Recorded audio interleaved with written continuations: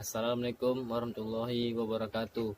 Perkenalkan, nama saya Akbar Rozi. Saya mahasiswa Universitas Islam Riau, Fakultas Ilmu Sosial dan Ilmu Politik, Prodi Kriminologi. Di sini saya akan menyampaikan hasil makalah yang telah saya buat, yaitu tentang organized crime, penangkapan ikan secara ilegal. Langsung saja saya mulai pembahasannya, yaitu dari berbentuk penangkapan ikan yang dilakukan oleh para nelayan di perairan Teluk Bone. Yang paling menonjol adalah penggunaan bom ikan, yaitu dengan bahan peledak. Penangkapan ikan dengan menggunakan bahan peledak merupakan tindakan ilegal, sehingga membuat aparat penegak hukum, utama pihak kepolisian, harus bertindak tegas dengan memburu dan menangkap pelaku pemboman ikan untuk mengurangi penangkapan ikan secara ilegal di perairan Teluk Bone. Penangkapan ilegal selanjutnya, illegal fishing, merupakan masalah klasik yang sering dihadapi oleh negara yang memiliki banyak pantai, karena masalah tersebut sudah ada sejak dulu. Namun, hingga sekarang, masalah illegal fishing masih belum dapat diberantas.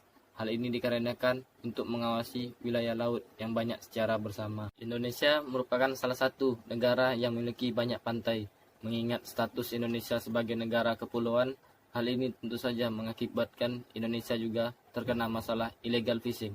Apalagi Indonesia juga dikenal sebagai negara dengan potensi sumber daya hayati yang besar. Sumber perikanan laut Indonesia diperkirakan mencapai 6.067.940 ton per tahunnya. Namun akibat letak posisi silang Indonesia yang terletak di antara dua benua Asia dan Australia dan dua samudra Pasifik dan Hindia, menyebabkan wilayah Indonesia rawan terjadi illegal fishing. Ketentuan pasal 29 Undang-Undang Nomor 31 Tahun 2004 tentang Perikanan. Dalam ketentuan pasal 29 ayat 2 Undang-Undang Nomor 31 Tahun 2004 tentang Perikanan disebutkan bahwa orang atau badan hukum asing itu dapat masuk ke wilayah Indonesia untuk melakukan usaha penangkapan ikan berdasarkan persetujuan internasional. Pengawasan di seluruh perairan Indonesia yang dilakukan oleh pemerintah Indonesia masih kekurangan dalam hal kapal pengawasan dan juga jumlah hari operasi.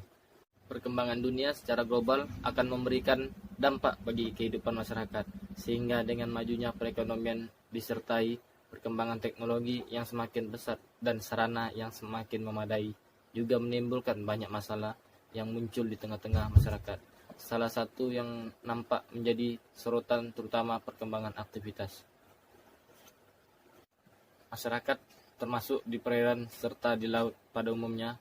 Maka untuk menciptakan kesejahteraan diperlukan aktivitas pendukung yang memadai sesuai yang telah ditetapkan dalam peraturan perundang-undang yang berlaku di Republik Indonesia. Tujuannya ialah untuk mengetahui bagaimana bentuk penangkapan ikan yang dilakukan oleh masyarakat. 2. Untuk mengetahui penegakan hukum bagi penangkap ikan secara ilegal. Kegunaannya ialah memberikan masukan bagi penegak hukum tentang pelanggaran yang dilakukan masyarakat dalam menangkap ikan. Berguna bagi masyarakat terhadap perkembangan serta usaha dalam menemukan ilmu pengetahuan yang baru. Kekayaan dan fungsi pengelolaan. Semakin disadari bahwa laut selain berfungsi sebagai penghubung wilayah satu dan lainnya dalam mempelancar hubungan transportasi, juga kekayaan yang terkandung di dalam sangat menopang hidup dan kehidupan rakyat banyak. Dengan potensi kekayaan yang ada, dapat menimbulkan bencana apabila dalam pengelolaan tanpa memperhatikan batas kemampuan alam. Kebebasan tentang perikanan dalam pasal ini, namun ada pula pembatasan-pembatasan tertentu, baik yang ditetapkan dalam perjanjian yang diadakan oleh negara maupun pembatasan-pembatasan oleh kepentingan-kepentingan dan hak-hak negara. Pelanggaran penangkapan ikan secara ilegal.